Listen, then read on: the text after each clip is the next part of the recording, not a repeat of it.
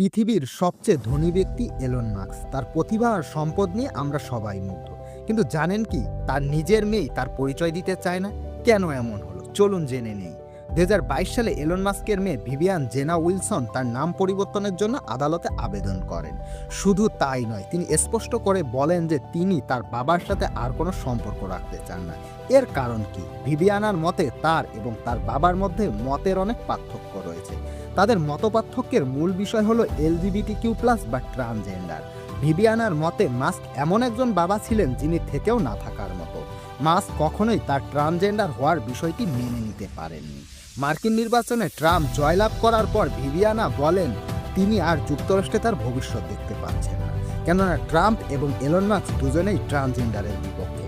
Mask Twitter কিনেছিলেন LGBTQ এর বিরুদ্ধে যুদ্ধ করার জন্য।